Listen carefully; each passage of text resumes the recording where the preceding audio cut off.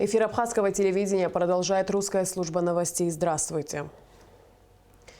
Оперативный штаб по защите населения от коронавируса продолжает информировать граждан. За прошедшие сутки тестирование на коронавирусную инфекцию проведено у 82 граждан. Диагноз COVID-19 подтвержден у 6 из них. Обследование всех контактных лиц продолжается. На данный момент в Гудаутской ЦРБ находится 40 пациентов с подтвержденной коронавирусной инфекцией.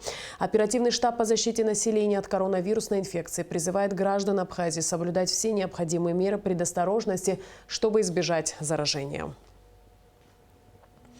Эпидемическая ситуация в Абхазии, а также вопросам, связанным с открытием абхазо-российской границы и возможным увеличением числа заболевших COVID-19 среди туристов и местных граждан, была посвящена пресс-конференция, прошедшая в информационном агентстве «Спутник Абхазии». Подробности в репортаже Эсмы Гуланзе. Как известно, с 1 августа были сняты все ограничения на пересечение абхазо-российской границы. По словам замначальника погранотряда СГБ Абхазии Рудольфа Цыба, за этот период в республику заехало до 200 тысяч человек из России и до 500 человек из Грузии. За первые сутки у нас пересекло государственную границу 8 тысяч человек. Со 2 по 3 число 21 тысяча. Далее до 28 тысяч. И в среднем у нас получается, что каждый день государственную границу пересекают именно к нам до 30 тысяч человек. В случае появления у туристов симптомов заболевания абхазскими медиками выработан определенный план действий, включающий обязательное тестирование на COVID-19. При подтвержденном диагнозе будет решаться вопрос о дальнейшей госпитализации пациента в России. Для доставки заболевших будут отработаны специальные пути маршрутизации. Однако, как отметила начальник лечебного управления Минздрава Саида Делба, в случае легкого или бессимптомного течения болезни турист, вероятнее всего, останется в Абхазии в режиме двухнедельной изоляции. Министерство здравоохранения Краснодарского края издало приказ, в котором определена четкая маршрутизация. Этот документ будет буквально вот на днях уже у нас. При необходимости, будут госпитализировать в Сочи. Но сейчас обговаривается маршрутизация в каком вопросе, в каком ключе, кто будет довозить их до больницы. Это их скорые будут приезжать или наши их будут туда довозить. Но то, что этих пациентов будет принимать Россия, и самое еще важное, что при необходимости и наших пациентов тоже будет принимать Россия. Это тоже обговорено. Саида Делба также сообщила, что в ближайшее время в Абхазию поступит гуманитарная помощь из России. Около 5000 тест-систем на коронавирусную инфекцию. Кроме того, ожидается приезд команды специалистов. В субботу вечером приезжает 6 человек под руководством профессора Поповой из института имени Сеченова. Приезжают реаниматологи, инфекционисты, терапевты, которые приедут в наш ковидный центр, посмотрят, анализируют ситуацию и по необходимости, с учетом того, какой у нас поток больных, будут нам помогать со специалистами. Необходимых это, реаниматологи, инфекционисты и терапевты. На данный момент в Гудаутском ковидном центре проходит лечение 40 пациентов, 5 из которых – дети. Эсма Гуланзе, Тимур Гугохия, Абхазское телевидение. Отар Лакарпа и Анна Гуния назначены заместителями генерального директора Республиканского государственного учреждения «Абхазская государственная телерадиокомпания».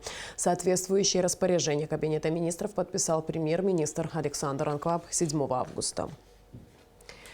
Приказом министра туризма Тимура Захишба директором курорта Пицунда назначен Фрикан Гунба. Подробности в репортаже Цари Кварасхилия. Представлению нового директора коллективу пыталась помешать группа лиц, в числе которых был экс-министр туризма Автандил Гарский. Нашему оператору не удалось заснять на камеру то, что происходило у административного здания курорта Пицунда. Участники акции жестко предупредили съемочную группу абхазского телевидения не снимать происходящее. Небольшое видео мы сумели снять на телефон.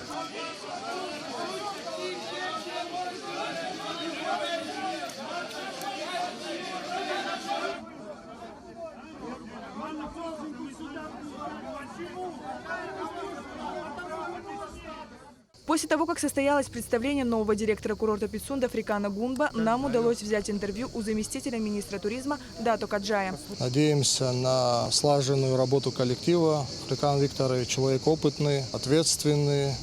Я уверен, что мы все уверены в том, что курорт Пицунда с еще большим энтузиазмом, максимум пользы. Будет улучшаться инфраструктура, он будет полезен на этой должности. И я уверен, исходя из его опыта, что курорт Пицунда ждет еще больше успеха. Фрикан Гунба с 2004 года работает в сфере туризма. Новый руководитель курорта поблагодарил за оказанное доверие. Я со своей стороны, конечно, постараюсь сделать все возможное, чтобы повести его вперед и улучшить качество обслуживания. В любом случае есть конкуренция, есть мировая конкуренция. Будем стараться делать, чтобы мы выходили на уровень, потому что это одно из таких поселков в городе Пицунда. Имеет очень большое значение для жителей, для курорта, для работников курорта, коллектива, которые очень долгое время проработали в курорте. Они являются профессионалами. И надеюсь, что с администрацией города Пицунды будем совместно взаимодействовать в этой работе. Фрикан Гунба сменил в должности Надара Шакрыл, который возглавлял курорт Пицунда с 2016 года. Сария Кварацхеля, Тамас Чиковани, Абхазское телевидение. Следственное управление МВД Абхазии возбудило уголовное дело в отношении генерального директора и соучредителя предприятия «Каскадем» Адзенба Аслана Умаровича, сообщает пресс-служба МВД Республики Абхазия. Согласно материалам уголовного дела, Адзенба с группой лиц по предварительному сговору с неустановленными лицами в нарушении положения о порядке оборота огнестрельного оружия, не имея соответствующего разрешения, незаконно приобрели и хранили в 3 грузовых контейнерах на территории арендуемой компанией «Каскадем» боеприпасы различного калибра. По заключению экспертно-криминалистического центра, обнаруженные боеприпасы, а именно патроны различного калибра в количестве 2 637 420 единиц, являются боевыми, технически исправными и пригодными для производства выстрелов. Расследование уголовного дела проводит Следственное управление МВД. Делегация Европейского Союза в Грузии сделала совместное заявление по случаю 12-й годовщины конфликта между Россией и Грузией, который отмечается 8 августа.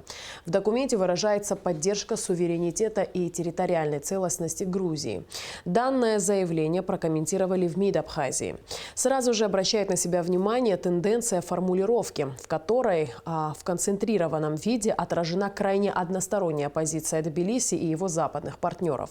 Грузия и ведущие западные страны в упор не замечают ни Республику Абхазия, ни Южную Осетию. Для них существует только конфликт между Россией и Грузией.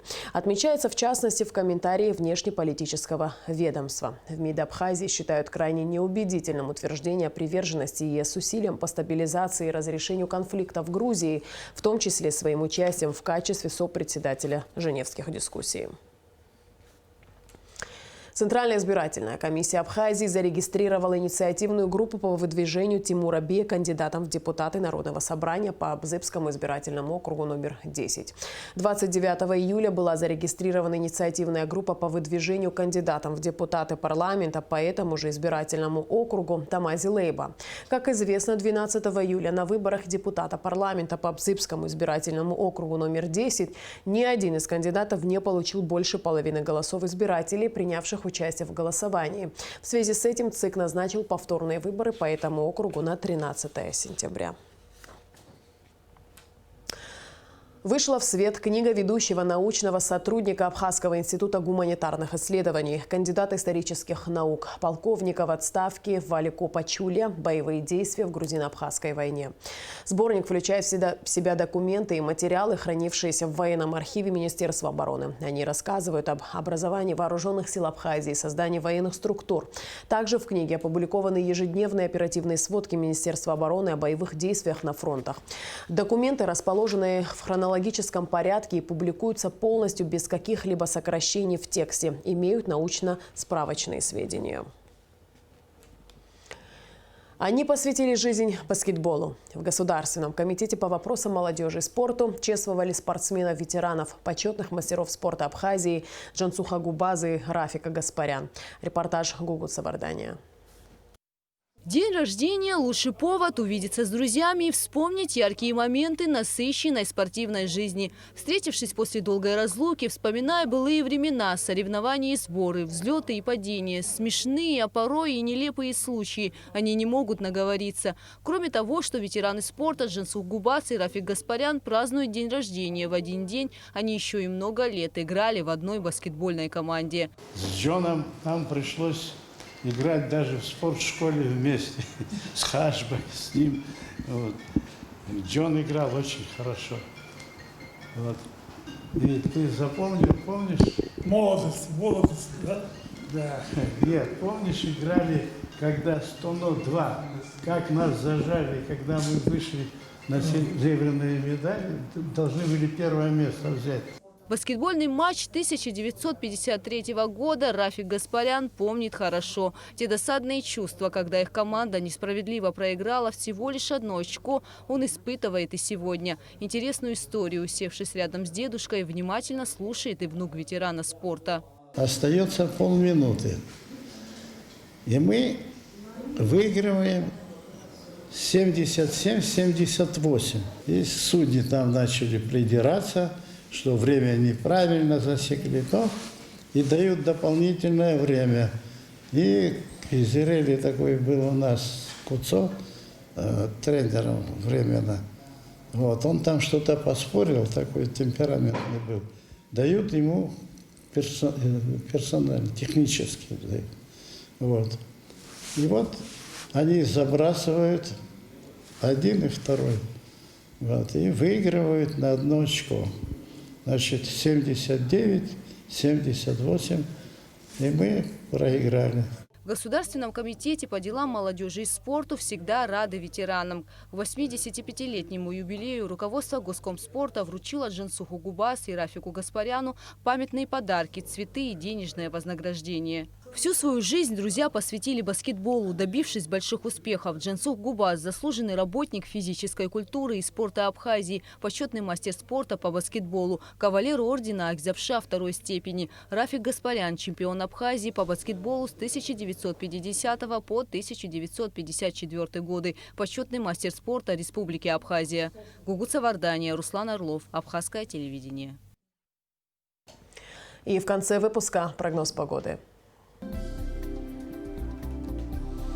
По сообщению Гидрометцентра, в Абхазии ожидается переменная облачность без осадков, удушливо жаркая погода. Днем высокий уровень ультрафиолетового излучения. Температура воздуха ночью плюс 19-24, днем 28-33. Температура морской воды плюс 26-27. На этом наш выпуск завершен. Всего доброго и до встречи в эфире.